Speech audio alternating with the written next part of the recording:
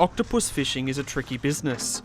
It's quite important that we get the bottom type right, which is sand and shell, basically.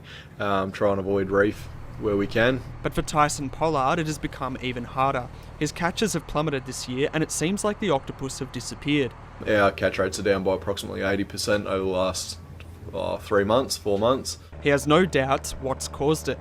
So our catch rate's been affected by the seismic survey. We've had to relocate a lot of equipment out of the seismic footprint. As part of their permit conditions, the French company responsible for the surveying, CGG, agreed to compensate fishers whose catches dropped due to the testing. But most of those who have made a claim are yet to receive a cent. And as at the end of April, they have paid 5 claims of 29 they've received. The system that CGG are using changed early on, I think, when they realised how much they were going to have to pay out. CGG's permit also has strict conditions on the reporting of environmental impacts, but as yet, little has been released. A steering committee made up of fishers, researchers and consultants was created to satisfy that condition. Jason Semmons is the only independent scientist on the panel and has published research on the damage seismic testing can cause. For scallops, it could be relatively severe, depending on the range of the air guns, physiological impacts, changes in the ionic balance in their blood, changes in the ability to orientate themselves, also changes with their immune system, all sorts of effects, and some mortality as well.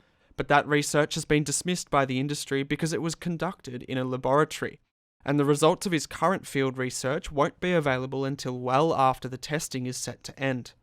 But an ABC investigation can reveal internal tensions over how much information to release to the government, with several members of the panel concerned the information will be released too late to prevent damage to sea life.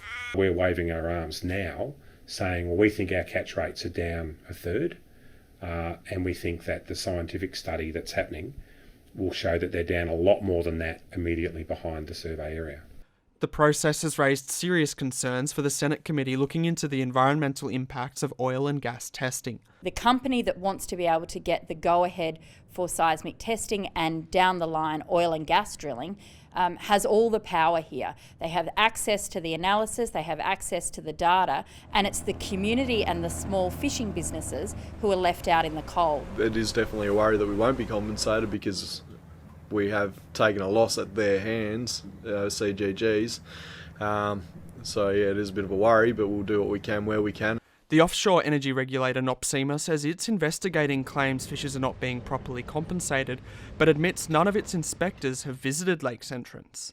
CGG says it's complying with the regulations. Rio Davis, ABC News, Gippsland.